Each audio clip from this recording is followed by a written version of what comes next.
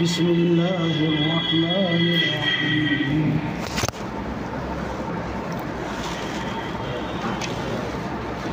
ان اللہ یأمرکم ان تؤدوا الامانات الی اہلها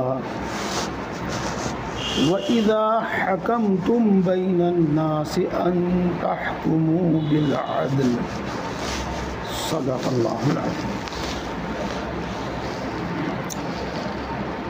محترم بزرگوں اور دوستوں، ایمان کے بعد سب سے بڑی عبادت علم ہے۔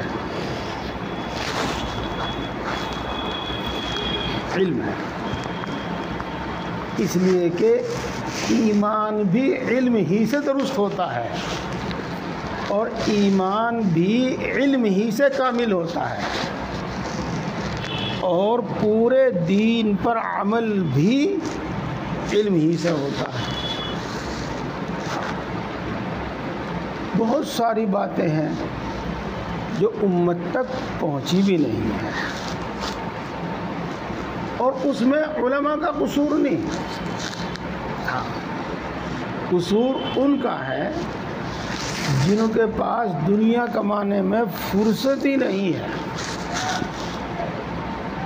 قصور ان کا ہے جو صرف مزے کی بات تو سننا چاہتے ہیں اور علم اور سمجھ کی بات نہیں سننا چاہتے، اٹھ کر بھاگ لیں۔ پیارے بھائیو، میں آج آپ کو یہ بات سمجھانا چاہتا ہوں، ویسے تو ماشاءاللہ آپ خوب سمجھدار ہیں، کہ دین کو سمجھیے، میری بات کو غلط فہمی میں نہ جائیے، دین کو سمجھیے۔ اگر عمل بھی نہیں ہوگا تو ایمان ٹھیک رہے گا،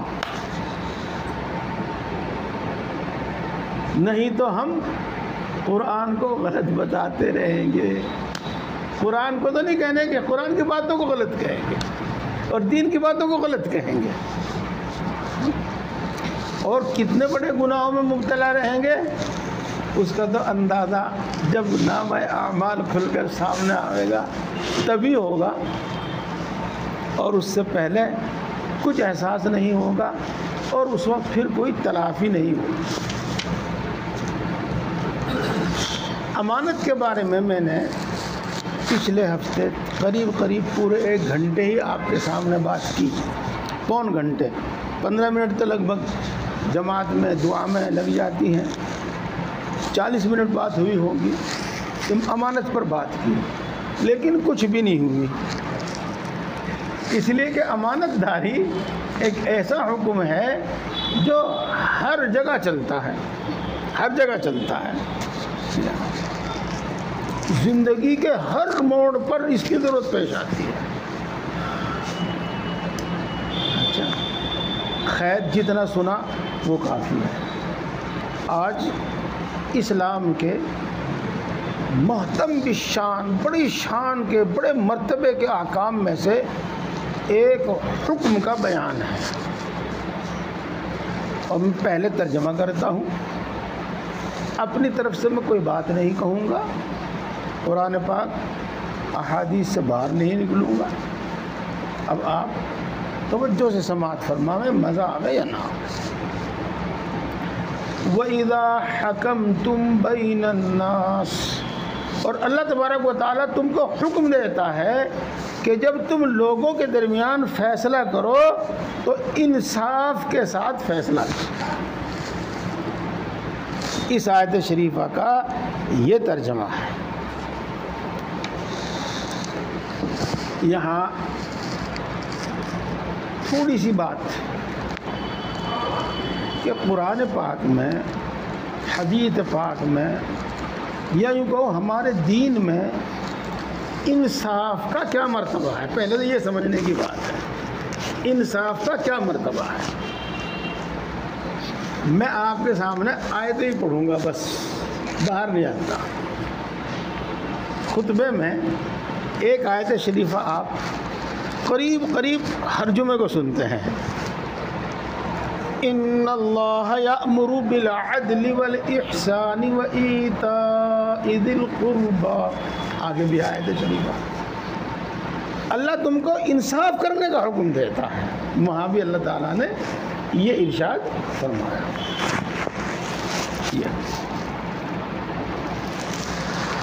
حضرت داؤد علیہ السلام ایک بڑے نبی جن پر انجیل نازل ہوئی، وہ زبور نازل ہوئی، اور بڑے بادشاہ بھی، نبی بھی بادشاہ بھی، ان پر ایک کتاب نازل ہوئی. مشہور 4 کتابوں میں سے ایک کتاب زبور ان پر نازل ہوئی. اللہ تبارک و تعالیٰ ان کو حکم دیتے ہیں. اور اس سے پہلے یہ سمجھ لیجئے گا کہ نبی تو اللہ کے احکام کی طبیعت اور فطرت لے کر ہی پیدا ہوتا ہے. نبی ناانصافی کر ہی نہیں سکتا، لیکن اس کے باوجود اللہ تبارک و تعالیٰ ان کو حکم دیتے ہیں، اور وہ اس کی تاکید کے واسطے، تائید کے واسطے، یہ سمجھانے کے واسطے کہ یہ کتنی بڑی چیز ہے. یا داود انا جعلناک خلیفۃ فی الارض فاحکم بین الناس بالحق ولا تتبع الہوی فیضلک عن سبیل اللہ. اے داود، اللہ نے تم کو زمین میں بادشاہ بنایا ہے، تو تم لوگوں کے درمیان انصاف کے ساتھ فیصلہ کرنا اور اپنی چاہت پوری نہ کرنا، ورنہ تم سیدھی راہ سے بھٹک جاؤ گے.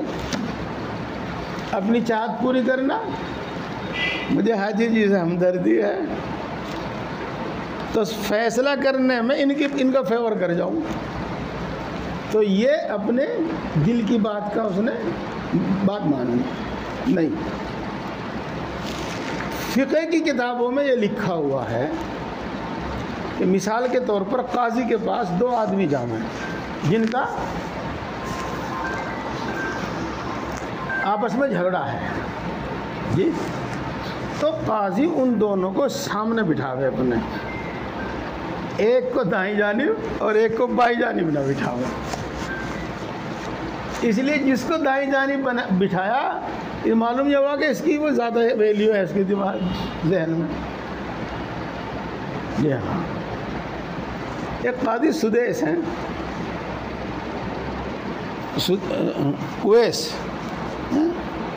قاضی ہیں، سدیس قاضی شرح ہیں، بڑے انصاف کرنے والے ہیں. وہ یوں کہتے ہیں کہ میں نے زندگی بھر قضا کا کام کیا، تو میں اپنے کسی فیصلے پر نادم اور شرمندہ نہیں ہوں، لیکن ایک مرتبہ خلیفہ کا فیصلہ مقدمہ میرے سامنے تھا، تو میں نے اس کو اپنی مسند پر بٹھا لیا تھا. اس سے میں ڈرتا ہوں کہ اللہ اس پر میری پکڑ نہ کر لے. خلیفہ کو بھی سامنے کھڑا کرنا چاہا، جیسے کہ وہ دوسرا آدمی سامنے کھڑا تھا، خلیفہ کو بھی سامنے کھڑا کرنا تھا. کتابوں میں لکھا ہے، فقہ کی اصول کی کتابوں میں، احکام کی کتابوں میں، کہ قاضی فیصلہ کرتے وقت اگر اس کی بات سن رہا ہے تو بات سن کے مسکراوے نا، اس کی بات سن رہا ہے تو بات سن کے مسکراوے نا. اس کا مطلب یہ ہوتا ہے کہ اس کی طرف دھیان زیادہ ہے، اس کی طرف توجہ زیادہ ہے، اس کی رعایت کرے گا، اس کو فیور کرے گا.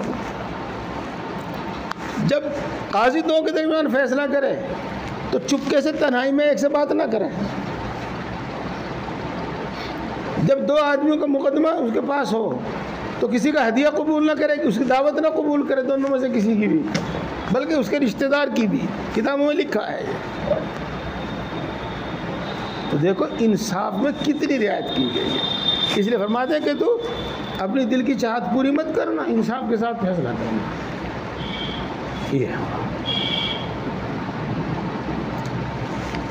یہ سورہ نساء ہے، اسی میں آئے گا آگے چل کر انشاءاللہ وہاں بھی بات ہوگی. یا ایھا الذین آمنوا کونوا قوامین بالقسط شہداء للہ ولو علی انفسکم. اے ایمان والو، جب تم گواہی دو تو انصاف کے ساتھ گواہی دو. چاہے وہ گواہی تمہارے خلاف پڑھ رہی ہو چاہے تمہارے ماں باپ کے خلاف پڑھ رہی ہو۔ آگے اسی آیت شریفہ میں ہے غریب کا خیال کر کے اس کے حق میں موافق فیصلہ مت دو، غریب کا خیال کر کے اس کے حق میں اس کے موافق گواہی مت دو کہ بھائی چل غریب ہے اس کو کچھ مل جائے گا۔ نا، یہاں معاملہ انصاف کا ہے۔ ہمدردی خیر خواہی کے بہت موقع ہیں، بہت جگہ ہیں، وہاں ہوگی، یہاں تو انصاف ہوگا۔ امیر سے لو کان فقیرا او غنیا، آیت اسی آیت میں شریفہ میں آ گیا ہے۔ امیر کا دھیان مت کرو، مالدار کا دھیان مت کرو کہ اس نے تم پر کوئی احسان کیا ہے، تمہیں اس سے کوئی نفع کی امید ہے، صحیح گواہی دو۔ اسی سے تھوڑا آگے چل کر، یہ تو 5ویں پارے کے آخر میں ہے، اور 6 پارے کے پاؤ پارے کے بعد میں یہی الفاظ ہیں تھوڑے سے بدل کر، یا ایھا الذین آمنوا کونوا قوامین للہ شہداء بالقسط۔ اس کا ترجمہ، اس کی بات وہی ہے جو میں نے آپ کو ابھی بتائی۔ آگے اللہ تبارک و تعالیٰ خاص بات بھی فرماتے ہیں کہ کسی کی دشمنی تم کو اس کے خلاف فیصلہ کرنے پر نہ اکساؤ، یعنی دوست دشمن سب کے درمیان انصاف کے ساتھ فیصلہ۔ وَلَا يَجْرِمَنَّكُمْ شَنَآنُ قَوْمٍ عَلَىٰ أَلَّا تَعْدِلُوا، اعدلوا، انصاف کرو، هُوَ أَقْرَبُ لِلتَّقْوَىٰ، انصاف کرنا تقوی کی بات ہے۔ یہاں انصاف کی بات کہی گئی ہے۔ اسلامی تاریخ میں اس کے بے شمار واقعات ہیں، بے شمار واقعات۔ اسی میں ابھی آئے گا، ایک رکوع کے بعد ہی آئے گا آیت شریفہ، پوری آیت شریفہ آئے گی اور پورا قصہ آئے گا، وہ بتا رہا ہوں میں آپ کو۔ ایک منافق تھا، مسلمان کہلاتا تھا، مسلمان سمجھا جاتا تھا، منافق تھا۔ ایک یہودی تھا، ان کے دونوں کے درمیان کسی معاملے میں جھگڑا تھا، جس کا نام آپ نے ابھی کچھ دن پہلے سنا تھا، کعب بن اشرف، وہ بھی یہودیوں کا بڑا سردار تھا۔ تو مسلمان تو یوں کہتا تھا، منافق وہ مسلمان تو یوں کہتا تھا کہ کعب بن اشرف سے فیصلہ کرواؤں گے، یہودی یوں کہتا تھا کہ نہیں، محمد صلی اللہ علیہ وسلم سے فیصلہ کروا۔ یہودی اپنے سردار، اپنے عالم کعب بن اشرف کے پاس مقدمہ لے جانے کو تیار نہیں، اور وہ منافق وہاں لے جانے کو تیار۔ لیکن بہرحال چونکہ مدینے میں حکومت رسول اللہ صلی اللہ علیہ وسلم کی تھی، اس لیے وہ فیصلہ اور وہ مقدمہ رسول اللہ صلی اللہ علیہ وسلم کی خدمت میں آیا۔ آپ نے دونوں کی بات سن کر یہودی کے حق میں فیصلہ کر دیا کہ وہ حق پر تھا، اس کے حق میں فیصلہ کر دیا۔ وہ جو منافق تھا، مسلمان، اس نے کہا کہ چلو عمر سے بھی فیصلہ کروا لیں۔ اس کو یہ بدگمانی تھی کہ عمر مسلمانوں کا فیور کریں گے اور یہودیوں کے خلاف کریں گے۔ تو یہودی جانتا تھا کہ عمر چاہے کتنے بھی متشدد ہو اور کافروں کے کتنے ہی بھی خلاف ہو، خلاف تو ہوتا ہی نہیں، وہ تو سختی سے حکم نافذ کرنے والا ہوتا ہے بس، لیکن ناانصافی نہیں کرنے کے۔ انہوں نے کہا کعب بن اشرف کو چھوڑ کر تو کسی کے پاس چل عمر کے پاس چل۔ تو دونوں حضرت عمر رضی اللہ تعالیٰ کے پاس چلے گئے۔ وہاں جا کر اس منافق نے، بشیر نام تھا اس کا، اس نے بات کچھ نہیں، بس ساری بات چھپا کے یہ بتا دیا کہ ہمارے ان کے درمیان یہ جھگڑا ہے اور آپ ذرا فیصلہ کر دیں اس میں۔ عمر رضی اللہ تعالیٰ عنہ کے کچھ بولنے سے پہلے یہودی نے کہا کہ عمر ٹھیک ہے، آپ جو فیصلہ کریں، لیکن رسول اللہ صلی اللہ علیہ وسلم اس سلسلے میں یہ فیصلہ کر چکے ہیں۔ تو حضرت عمر نے کہا ٹھہر جاؤ، اچھا میں ابھی آ رہا ہوں۔ گھر گئے، تلوار لے کر آئے اور اس منافق کا سر قلم کر دیا، اور انہوں نے کہا جس کو رسول اللہ صلی اللہ علیہ وسلم کا فیصلہ کافی نہ ہو اس کے لیے یہ تلوار کافی ہے۔ انہوں نے مقدمہ کر دیا عمر پر کہ ہمارا آدمی ناحق مارا، اس سے قصاص دلوایا جاوے۔ اللہ تبارک و تعالیٰ نے آیت شریفہ نازل فرما دی جس کا حاصل یہ ہے کہ عمر نے جو کیا بالکل صحیح کیا، ان سے قصاص سے کچھ نہیں لیا جاتا۔ دوست دشمن کے درمیان برابر فیصلہ کرنا، تاریخ اسلام میں اس کے بے شمار واقعات ہیں۔ حضرت علی رضی اللہ تعالیٰ عنہ کا ایک مشہور واقعہ ہے، ان کی ایک زرہ تھی، زرہ لوہے کا کرتا کہہ لو آپ، جیسا بریڈ پروف جیکٹ پہنی جاتی ہے نا حفاظت کے واسطے، تو اس زمانے میں ایک کرتا پہنا جاتا تھا تلوار کے زخموں سے حفاظت کے واسطے، تلوار کے وار سے حفاظت کے واسطے، ان کو زرہ کہتے تھے۔ تو اپنی چیز کی کچھ نشانیاں ہوتی ہیں، کچھ پہچان ہوتی ہیں۔ حضرت علی رضی اللہ تعالیٰ عنہ کی وہ زرہ چوری ہو گئی تھی، تو انہوں نے ایک یہودی کے پاس پہچان لی، وہ بھائی یہ زرہ تو میری ہے، تمہارے پاس کہاں سے آئی؟ اس نے کہا میری ہے، اس نے کہا میری ہے۔ معاملہ چلا گیا قاضی کے پاس، قاضی نے کہا علی دعوت تمہاری طرف سے ہے، لہذا گواہ پیش کریں آپ۔ علی رضی اللہ تعالیٰ عنہ نے حضرت حسین حسن کو گواہی میں پیش کیا، تو گھر والے اس بات کو جانتے ہیں، پہچانتے ہیں، اب تمہیں پتہ کیا کہ میرا چشمہ یہ ہے کہ یہ کسی اور کا ٹھا کے لایا ہوا ہے۔ تو قاضی جی نے حسن حسین کی گواہی رد کر دی کہ بیٹوں کی گواہی باپ کے حق میں قبول نہیں ہو سکتی، لہذا کوئی اور گواہ پیش کرو۔ انہوں نے کہا کوئی دوسرا گواہ تو میرے پاس ہے نہیں، پھر زرہ نہیں ملے گی، زرہ اسی کے پاس رہے گی۔ علی جھوٹ بول سکتے تھے، حسن حسین جھوٹی گواہی دے سکتے تھے نہیں، لیکن فیصلہ اس یہودی کے بارے میں ہوا۔ مجلس سے نکل کر یہودی نے کہا زرہ یہ لیجئے، یہ آپ ہی کی ہے، میں غلطی پر تھا، یہ زرہ آپ ہی کی ہے۔ اور اسلام کے انصاف کو دیکھ کر وہ مسلمان ہو گیا۔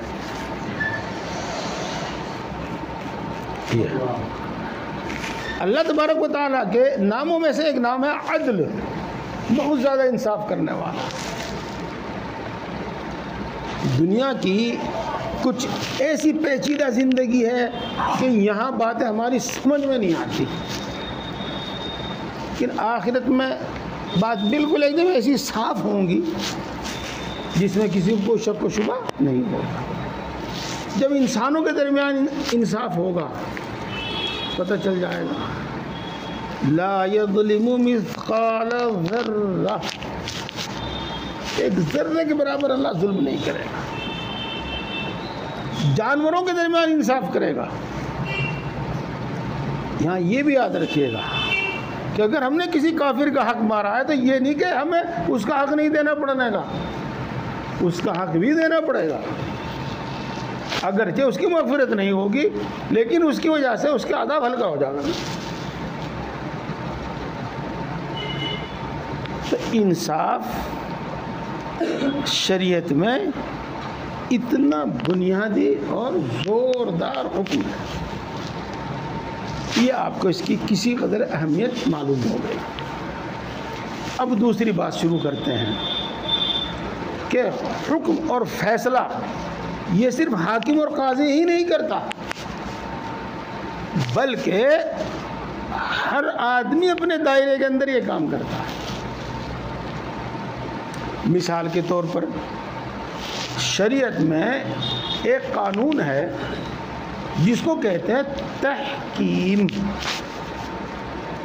اس کو میں عربی الفاظ کے بجائے سادہ الفاظ میں کہوں پنچ مقرر کر دینا کہ بھائی تم ایک آدمی یا دو آدمی ہمارا فیصلہ کرو، تحکیم کہتے ہیں، ثالث بھی کہتے ہیں، فیصل بھی کہتے ہیں کہ فیصلہ تم کر دو، فیصل بھی کہتے ہیں اس کو۔ تو یہ بات کبھی بھی میرے آپ کے کسی بھی اختیار میں آ سکتی ہے. کسی بھی معاملے میں مجھے حکم بنا جا سکتا ہے, آپ کو حکم بنا جا سکتا ہے. تو اس وقت میری ذمہ داری, آپ کی ذمہ داری ہوگی پورا انصاف کرنا, پورا انصاف کرنا. یہ اپنے دائرے میں آدمی ہمیشہ انصاف رہتا ہے. کوئی بھی معاملہ ہے, آپ نہ اپنی رعایت کریں گے, نہ باپ کی نہ بھائی کی. جو حق اور انصاف کی بات ہوگی آپ وہ کہیں گے. تو اس طریقے سے ہر آدمی اس حکم کے دائرے میں آتا ہے. یہ ہے. اب میں آپ کو یہ بتاؤں کہ انصاف پر قائم رہنا یہ کتنی بڑی عبادت ہے, کتنی بڑی عبادت ہے. اللہ تبارک و تعالی میدان حشر میں اپنے خاص بندوں کا اعزاز اور اکرام کرنے کے واسطے, لوگوں کے سامنے ان کی عزت ظاہر کرنے کے واسطے یہ کرے گا کہ میدان حشر میں جب سب لوگ مارے پھر رہے ہوں گے, کوئی پسینے میں ٹخنوں تک, کوئی گھٹنوں تک, اور کوئی کہیں تک ڈوبا ہوا ہوگا, تو کچھ لوگ ایسے ہوں گے, وہ 7 قسم کے لوگ بتائے گئے ہیں کہ وہ اللہ کے عرش کے سائے میں ہوں گے, اور نور کی کرسیوں پر ہوں گے, ممبروں پر ہوں گے. اپنے اپنی حیثیت کے اعتبار سے ان کو کرسیاں ملی ہوئی ہوں گی. ان میں سے ایک انصاف کرنے والا بادشاہ بھی ہے. دن میں روزہ رکھنے والا, رات میں نماز پڑھنے والا, وہ الگ بات ہے, لیکن انصاف کرنے والا بادشاہ.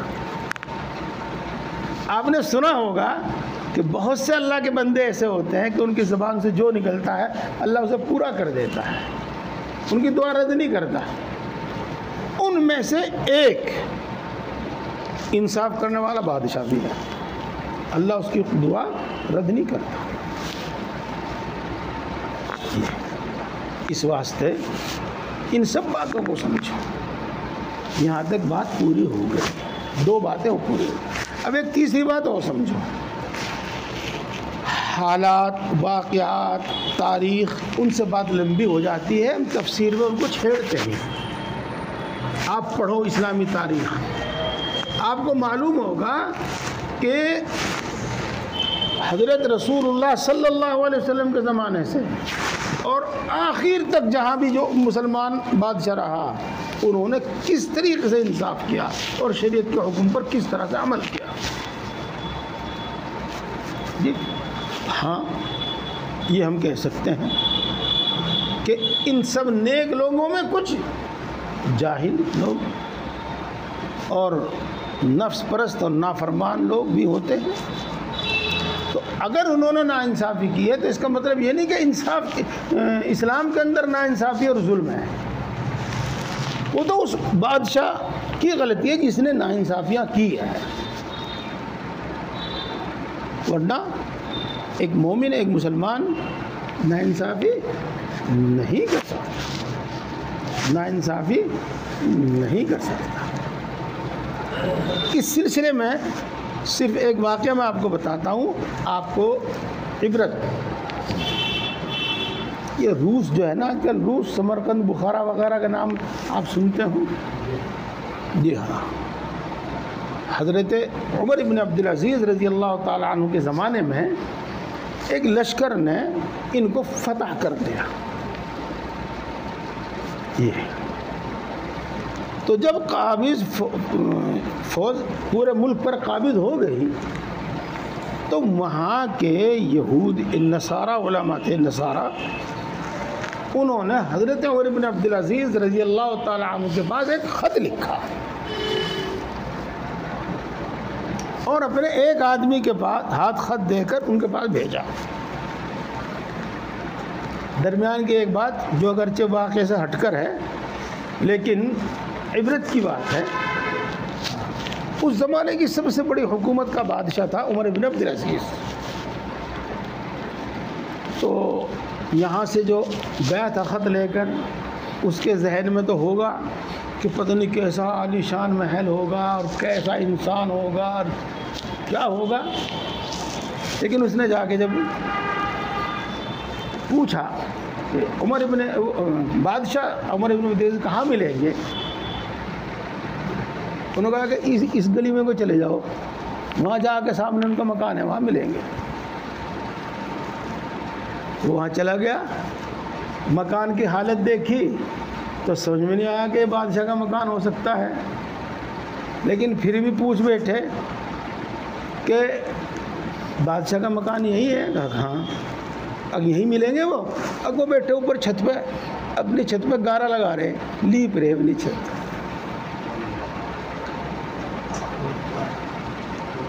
وہ بادشاہ ہی ہیں،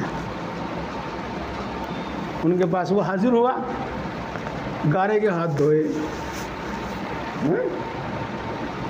اور وہیں بیٹھے بیٹھے ایک حکم لکھا۔ اور یہ جو انگوٹھی پہنتے ہیں نا مرد ہو کے زنانہ بن جاتے ہیں، یہ انگوٹھی اصل میں خاتم ہے، اور مسلمان حاکم قاضی ہر وقت اپنی مہر ساتھ رکھتا تھا۔ کاغذ لکھا، مہر لگا دی، جاؤ۔ وہاں اتنی دیر نہیں ہوتی تھی کہ آفس کھلے گا 10 بجے کل، تم وہاں آنا، پھر لائن میں لگنا، پھر وہ نہیں ہوتا تھا وہاں سے۔ تو گارے کے ہاتھ دھوئے، خط پڑھا، ایک حکم لکھا، مہر لگا دی، اس میں کیا لکھا؟ جو سپہ سالار تھے ان کے علاوہ اس لشکر میں ایک بڑے عالم تھے، ان کو دیکھا کہ ان کی شکایت یہ ہے کہ اسلامی اصول کے مطابق ملک فتح نہیں کیا گیا ہے، اس لیے ہمارا ملک خالی کیا جائے۔ عمر بن عبد العزیز نے ان قاضی صاحب کو، عالم صاحب کو لکھا کہ آپ اس بات کی تحقیق کریں کہ اسلامی اصول کے مطابق ملک فتح کیا گیا یا نہیں۔ اگر اسلامی اصول کے مطابق ملک فتح نہیں کیا تو آپ میری طرف سے سپہ سالار کو حکم دیں کہ وہ ملک خالی کر دیں، شہر خالی کر دیں اور ان کو حوالے کر دیں، اور اگر پھر ضروری ہے تو اسلامی طریق کے مطابق جنگ کریں اور ملک فتح کریں۔ تو ایسا ہی پایا گیا تحقیق میں کہ انہوں نے اسلامی قانون کے مطابق جنگ کے عمل نہیں کیا، اس لیے قاضی صاحب نے سپہ سالار کو حکم دے دیا کہ ملک خالی کر دو۔ یہ ہے وہ چیز۔ اس وقت میں تو آپ کو 1 منٹ میں قصہ سنا دیا، ممکن ہے اس میں سال بھر لگا ہو آنے میں، جانے میں، شکایت میں، فیصلے میں۔ تو قاضی کے حکم پر سپہ سالار نے اپنی فوجوں کو سب کو حکم دیا کہ سب چھوڑ کے نکل جاؤ، ملک نکل جاؤ۔ جب یہ لوگ جا رہے تھے، فوج جا رہے تھے، تو وہاں کے لوگ ان کے ہاتھ پکڑ پکڑ کر رو رہے تھے اور اپنے اپنے مذہب کے مطابق وہ دعائیں دے رہے تھے کہ اللہ تم کو پھر واپس لاوے، اس واسطے کہ جتنے دن بھی وہاں رہے انہوں نے وہاں ہر موقع پہ انصاف، ہر موقع پہ امانت داری، دیانت داری کا جو ثبوت پیش کیا، اس کی وجہ سے یہ کہتے کہ ہمارے حاکم ہم پر ظلم کرتے ہیں اور آپ کو اللہ پھر واپس لاتا ہے۔ تو میں پھر دوبارہ عرض کرتا ہوں میرے دوستو، ان تاریخی واقعات کو، ان باتوں کو پڑھو، صرف سوشل میڈیا پر ایک سر پھرے کے 2-4 ادھر ادھر کے واقعات بیان کرنے سے یقین مت کرو اس کی بات کا، اور اپنے دین ایمان کی طرف سے بدگمان مت ہو، اپنی تاریخ کے اعتبار سے بدگمان مت ہو۔ آج کچھ مغل بادشاہوں کا اور دوسرے بادشاہوں کا نام لے لے کر ہمارے دل چھلنی کیے جاتے ہیں، ہم پر ظلم کیا، ہمیں احساس کمتری میں مبتلا کیا جاتا ہے۔ کسی قوم کی تاریخ اس کے لیے سرمایہ افتخار ہوا کرتا ہے، اس لیے آپ ایسا نہ کرو کہ جو کچھ اسکولوں میں پڑھایا جا رہا ہے آپ نے اسی پر ایمان لے آئے، جو کچھ اخبار میں بھی میڈیا میں آ رہا ہے آپ اسی پر یقین کر گئے۔ نہیں، اسلامی معتبر کتابیں موجود ہیں، آپ انہیں پڑھیے۔ یہ بات پوری ہو گیا، اب آگے چلتے ہیں۔ اللہ تبارک و تعالیٰ نے 2 حکم دیے یہاں پر۔ ایک حکم دیا امانت کا کہ امانت اس کے اہل کے سپرد کر دیا کرو، اور دوسرا حکم دیا کہ تم انصاف کرو تو انصاف کے ساتھ حکم کرو، فیصلہ کرو۔ اگلی بات، ان اللہ نعم ما یعظکم بہ، اللہ تبارک و تعالیٰ تم کو کتنی بہترین نصیحت کر رہا ہے۔ یہ اس آیت شریفہ کا ترجمہ ہے، میرے الفاظ نہیں ہیں۔ ان اللہ نعم ما یعظکم بہ، اللہ تبارک و تعالیٰ تم کو کتنی اچھی نصیحت کر رہا ہے، لہذا اپنے دنیا کے ذرا سے مفاد، اپنے کسی ذاتی مفاد کی بنا پر ان احکام کی خلاف ورزی مت کرو۔ ان اللہ کان سمیعا بصیرا، یقیناً اللہ تبارک و تعالیٰ سننے والا ہے اور دیکھنے والا ہے۔ تو کون انصاف کر رہا ہے، کون نا انصافی کر رہا ہے، وہ دیکھ رہا ہے۔ کون انصاف کی کہہ رہا ہے، کون نا انصافی کی کہہ رہا ہے، اللہ وہ سن رہا ہے۔ اللہ نے یہاں یہ بات کیوں فرمائی؟ ہاں، اس دھوکے میں مت رہنا کہ اگر تمہیں سزا نہیں ملی تو کبھی ملے ہی نہیں۔ اللہ تعالیٰ نے سن لیا ہے، ریکارڈ ہو گیا ہے، اللہ نے دیکھ لیا ہے، سب کچھ ریکارڈ ہو گیا ہے۔ جب وقت آئے گا وہ اس کی سزا دے گا یا اس کا انعام ہے۔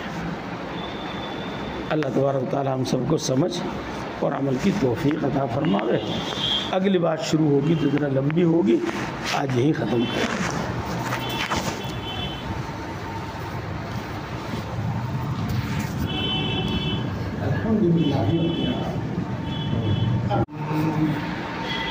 بسم اللہ الرحمن